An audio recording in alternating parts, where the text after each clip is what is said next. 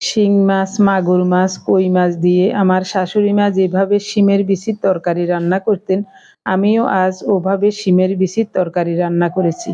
নমস্কার, আমি স্বপ্না।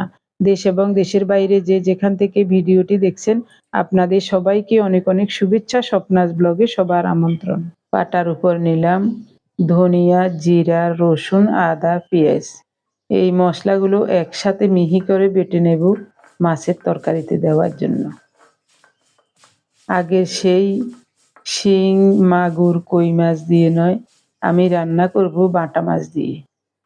আমার শাশুড়ি মা তখন পুকুর থেকে বড়শি দিয়ে এইসব মাছ ধরে ওই মাছ দিয়েই রান্না করতেন। শিমের বিচির তরকারি যতদিন রান্না করি, উনি সব সময় ওই গল্পটাই করেন, মা যেভাবে রান্না করেছিলেন ওই রকম স্বাদ নাকি হয় না। আমি কি আর মায়ের মতো রান্না করতে পারবো? তারপরেও চেষ্টা করে দেখি। ছুরি শুটকি রান্না করব নতুন স্বাদে, নতুন ভাবে। ঘন্টাখানেক আগে ছুরি শুটকিগুলো ভিজিয়ে রেখে এখন পরিষ্কার করে ধুয়ে নিয়েছি। পাটার উপর নিলাম বেশি করে পেঁয়াজ, রসুন আর শুটকিগুলো নেব। প্রথমে শুটকিগুলো ছেঁচে একটু থেতো করে নেব, তারপরেই ওই পাটায় পেঁয়াজ রসুন পিষে নেব। প্রতিদিনের মতো নতুন একটি পর্ব সাজানোর প্রয়াস করছি।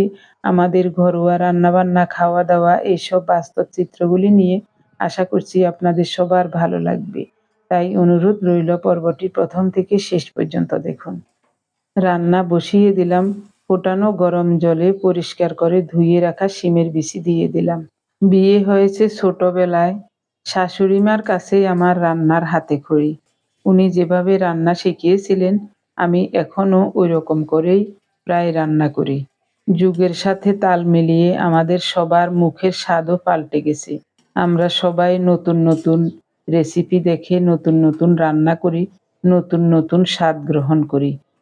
কিন্তু পুরানো দিনের এইসব রান্নার স্বাদগুলি আমরা সবাই ভুলে যাচ্ছি। তখনকার দিনের রান্নাতে তেল মশলা কম ব্যবহার হতো। আমিও আজ সেরকমই অল্প তেলে রান্না করার চেষ্টা করব। শিমের বিচি সিদ্ধতে কিছুই দিই নাই, মনে হচ্ছে সিদ্ধ হয়ে গেছে। হ্যাঁ, সিদ্ধ হয়ে গেছে। পাতিলটা নামিয়ে ঢেকে রেখেছি। কড়াই বসিয়ে দিলাম। সরিষার তেল গরম হলে একটু ছড়িয়ে দিচ্ছি। বাটা মাছের পিসগুলো পরিষ্কার করে ধুয়ে লবণ হলুদ মাখিয়ে নিয়েছি। গরম তেলে দিয়ে দিলাম, লাল লাল করে ভেজে নেব। আপনি যদি এই প্রথম আমাদের ভিডিওটি দেখে থাকেন, সম্পূর্ণ পর্বটি দেখার পর যদি একটু ভালো লাগে, আমার অনুরোধ রইল চ্যানেলটি সাবস্ক্রাইব করে পেজটি ফলো করে আপনার মূল্যবান মন্তব্যটি লিখে জানাবেন। যে কোনো গঠনমূলক মন্তব্য করতে পারেন, কোনো সমস্যা নেই। আমি আপনাদের সকল মন্তব্যের উত্তর দেব। বাটা মাছগুলো লাল লাল করে ভেজে নিয়েছি, উঠিয়ে নেব। তখনকার দিনে অনেক সময় দেখেছি আমার শাশুড়ি মা এই রান্নাতে কচি কচি কুমড়ো ডাঁটা দিতেন। আমি আজ কয়েক টুকরো ফুলকপি দেব। ওই তেলেই ফুলকপিগুলো অল্প তেলে লাল লাল করে ভেজে নেব। একেবারে লাল লাল করে কপিগুলো ভেজে নিয়েছি, উঠিয়ে নিলাম। ভেবেছিলাম অল্প তেলে রান্না করব, কিন্তু রান্নার সময় মনে হয় অল্প তেলে রান্না করলে হয়তোবা স্বাদ হবে না। ফোড়নে দিচ্ছি গোটা দারুচিনি, এলাচ, তেজপাতা, গোটা জিরা।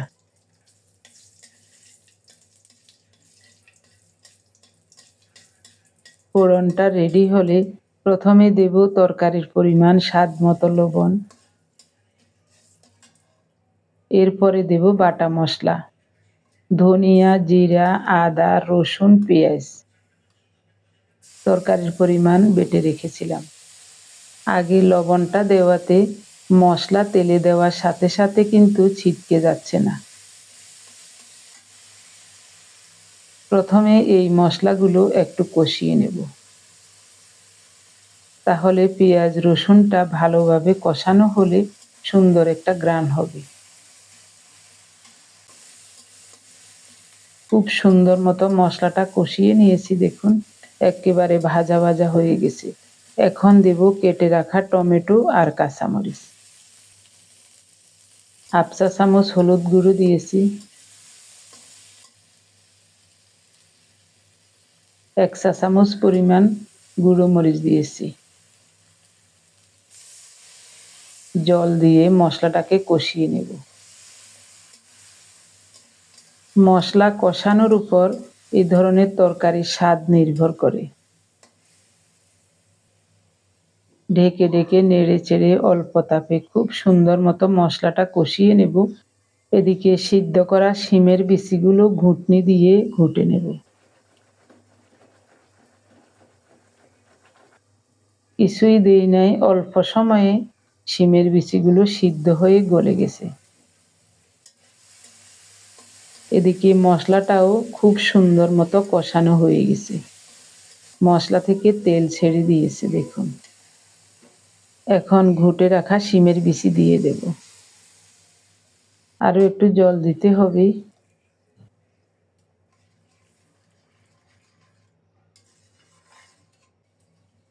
ঢাকা দিয়ে দিলাম। খুব সুন্দর মতো টকবক করে ফুটে উঠলে এখন মাছ আর ফুলকপি দিয়ে দেব। আমি তো তখন রান্না জানতাম না। আমার শাশুড়ি মা চুলার ধারে বসে বসে আগুন বাড়াতেন আর শিখিয়ে দিতেন, এভাবে করো এইভাবে করো। তো ওনার শিখানো মতো রান্না করেছিলাম আগেও, কিন্তু ইতিমধ্যে কয়েক বছর এভাবে কোনোদিন রান্না করি নাই। এরই মধ্যে রান্নাটাও হয়ে গেছে। নামানোর আগে কুচানো ধনেপাতা দিয়েছি আর 2টা কাঁচামরিচ ফালি করে দিয়েছি। সেরকম স্বাদ হয় কিনা ভগবানই জানেন। তখন তো সব কিছু তাজা ছিল। তাজা জিওল মাছ কেটে সাথে সাথে রান্না করা হতো। শিমের বিচিও তাজা ছিল আর কুমড়ো ডাঁটাও নিজেদের জমিরে ছিল। তেল গরম হলে ছেঁচে রাখা সরি শুটকি দিয়ে দিলাম। প্রথমে শুটকিটাকে লাল লাল করে ভেজে নেব। পরিমাণ মতো লবণ দিয়ে দিলাম। অল্প তাপে খুব সুন্দর মতো শুটকি ভেজে নিয়েছি। দারুণ ঘ্রাণও বের হয়েছে। এখন দিয়ে দিলাম পেঁয়াজ আর রসুন বাটা। 1/2 চা চামচ হলুদ দিয়েছি, 1.5 চা চামচ গুঁড়ো মরিচ দিয়েছি। অল্প কিছুক্ষণ নেড়ে চেড়ে এরপরে জল দিয়ে দিলাম। এই জলেই রান্নাটা হয়ে যাবে। এখন ভালোভাবে নেড়ে সব কিছু মিশিয়ে ঢেকে ঢেকে দারুণভাবে কষিয়ে কষিয়ে রান্নাটা করব। কি যে সুন্দর ঘ্রাণ বের হয়েছে। প্রথমে শুটকিটাকে ভেজে দিয়েছিলাম, তার জন্যই এত দারুণ ঘ্রাণ বের হয়েছে। এবার টমেটো আর কাঁচামরিচ দিয়ে দেব।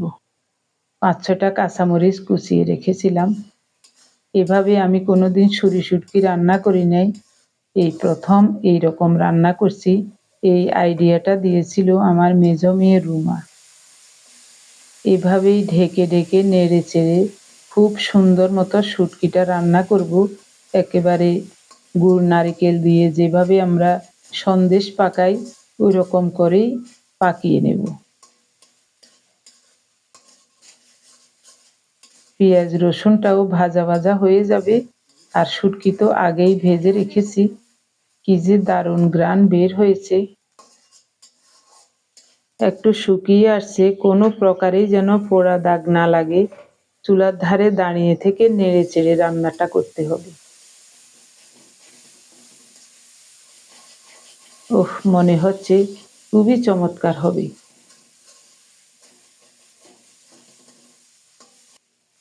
কুচানো ধনেপাতা দিলাম।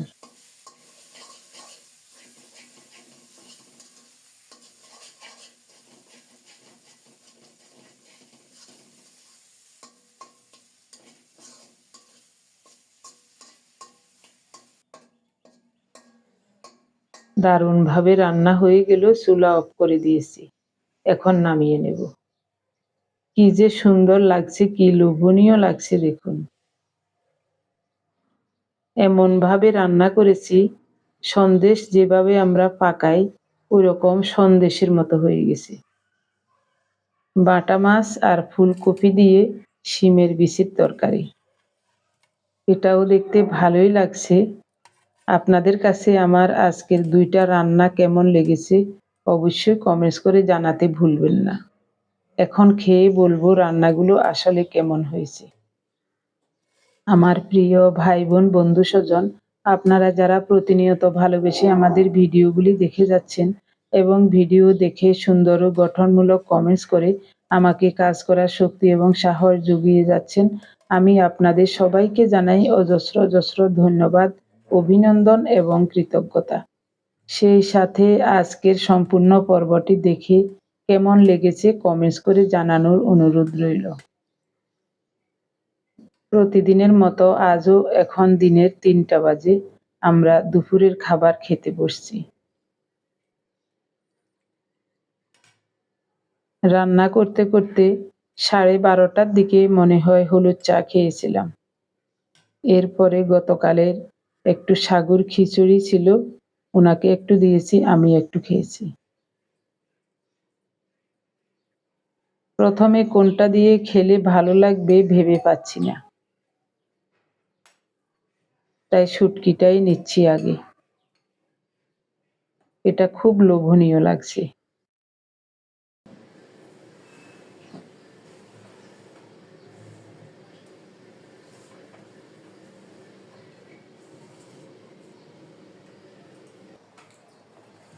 শুটকি কেমন হয়েছে বলো না? খুব ভালো হয়েছে।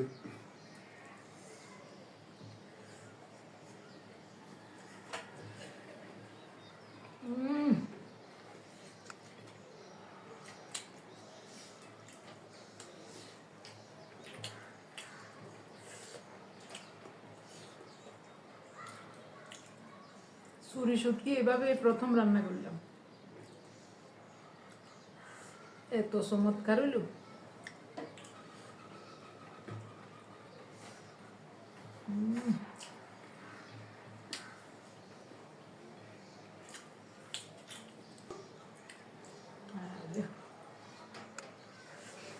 একেবারে সন্দেশের মতো হয়ে গেছে।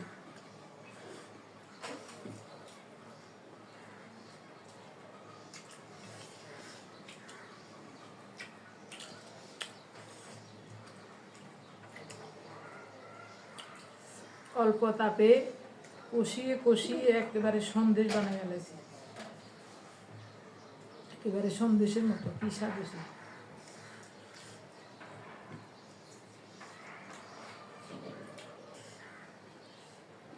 টক ঝাল মিষ্টি টাইপের হয়েছে, কি চমৎকার।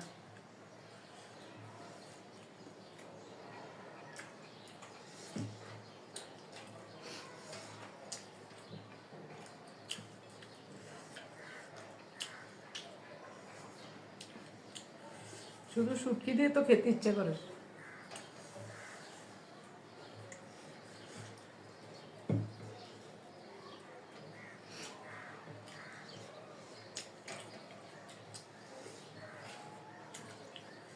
চমৎকার স্বাদে এইভাবে শুটকি রান্নার আইডিয়া দিছে রুমায়।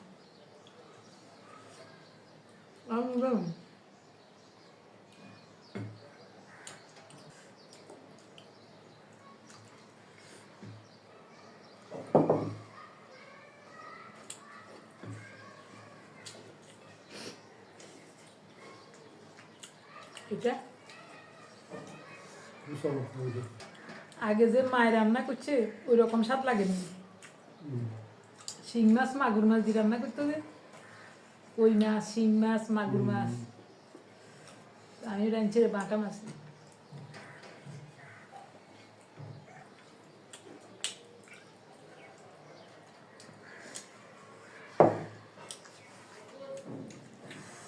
এটা কেমন স্বাদ হয়েছে দেখি।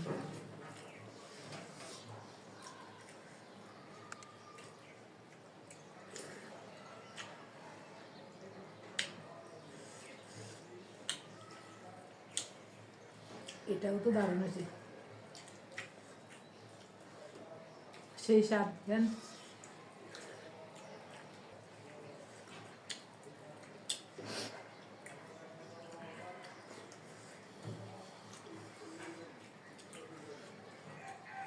আগে আমার শাশুড়ি মা রান্না করতো শিং মাছ, কই মাছ, মাগুর মাছ দিয়ে।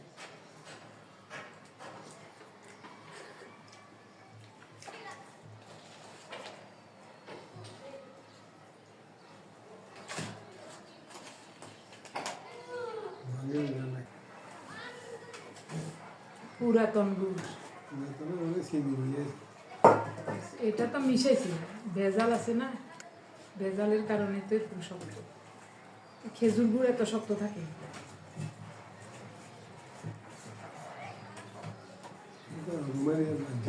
হুম।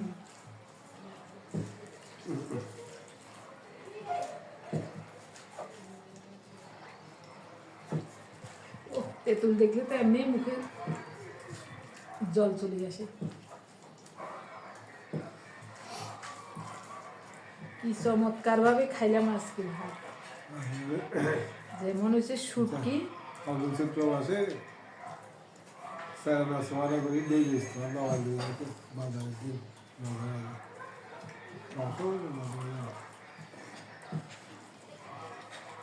আগের বাজারে করি আগের বাজারে আরেকটা দিই আনিয়ে তারা দিয়ে দিই।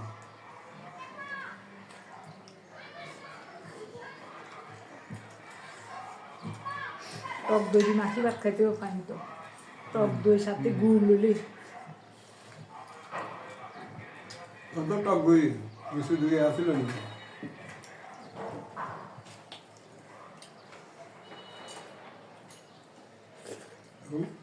গরুর দুধ নিয়ে গেছে, গরুর দুধ, কোনো পাউডার টাউডার নেই।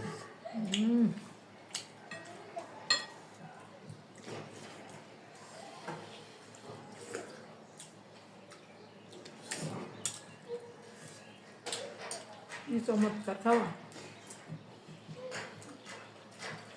24 ঘন্টায় এরকম একটা খাবার খাইলে আর কি লাগে, আর দরকার নাই, এক বেলা খাই বাঁচি থাকতাম চাই। শেষ ভালো যার সব ভালো তার। খাওয়াটা খুবই চমৎকার হয়েছে। এখন থালা বাসনগুলো ধুয়ে নিচ্ছি। এই সুযোগে আমি আপনাদের নামগুলি বলবো। গত 48 ঘন্টায় আমার প্রিয় ভাই বোন বন্ধু স্বজন আপনারা যারা আমাদের অনেকগুলো ভিডিও দেখে কমেন্টস করেছিলেন, এক একজন 2 বার 3 বার 4 বার 5 বার করেও কমেন্টস করেছেন। আমি আপনাদের সবার নাম খাতায় লিখে নিয়েছি। প্রথমে আপনাদের সবাইকে জানাই অজস্র অজস্র ধন্যবাদ, অভিনন্দন এবং কৃতজ্ঞতা। শুরুতেই যার নাম লিখেছি তিনি হলেন সুমন্তরা সেনাপতি, এরপর অনিমা বোস রাঁচি থেকে, শিখা সিনহা রয় কলকাতা থেকে, রানু বেগম ইতালি থেকে, অর্পিতাস, জয়তী মণ্ডল ডেইলি কিচেন, বিভা সেন গুয়াহাটি আসাম থেকে, পিয়াল মুখার্জি, বনানী ব্যানার্জি মুর্শিদাবাদ থেকে, মনিরা চৌধুরী, রাজলক্ষ্মী দাস সোমাশীল ফেনী থেকে, ছাপা শিবানী ভৌমিক ময়মনসিংহ থেকে, রুমা পান্ডে, বিভারানী দাস, কণিকা চৌধুরী, নিবেদিতা সাহা, মল্লিকা ঘোষ শিলিগুড়ি থেকে, সঞ্জিদা জেরা, রুহাম জামিল, শারমিন ডোরা, শিপ্রা দাস, নবীন ত্রিপুরা থেকে, অনিমা দাস, নাসরিন জাহান, সোনিয়া দেবী। আপনারা সবাই খুব সুন্দর এবং গঠনমূলক কমেন্টস করে আমাকে ধন্য করেছেন। এভাবে সবাই আমাদের সাথে থেকে স্বপ্নাজ ব্লগ চ্যানেলটি এগিয়ে নিয়ে যাবেন আশা করছি। সবাইকে আবারও জানাই অজস্র অজস্র ধন্যবাদ, অভিনন্দন এবং কৃতজ্ঞতা। যদি কোনো সমস্যা না থাকে আপনারা কে কোথায় বসে আমাদের ভিডিওগুলি দেখছেন জানাবার অনুরোধ রইল। আমার জেনে ভালো লাগবে যে আমাদের ভিডিও কত দূর যাচ্ছে এবং কোথায় কোথায় বসে আপনারা আমাদের ভিডিওগুলি দেখছেন। আমার প্রিয় ভাই বোন বন্ধু স্বজন আপনাদের কাছে আরও একটা অনুরোধ থাকলো, ভিডিও দেখে ভালো লাগলে কমেন্টস করতে সুযোগ না পেলেও একটা লাইক দিয়ে আমাদের চ্যানেলটি আরও অনেকের কাছে পৌঁছানোর ব্যবস্থা করুন। আমি আপনাদের সবার কাছে কৃতজ্ঞ থাকব। আমার মনে হয় আপনারা যদি বেশি বেশি লাইক কমেন্টস করেন তাহলে আমাদের চ্যানেলটি আরও অনেকের কাছে পৌঁছে যাবে। সবাই ভালো থাকুন।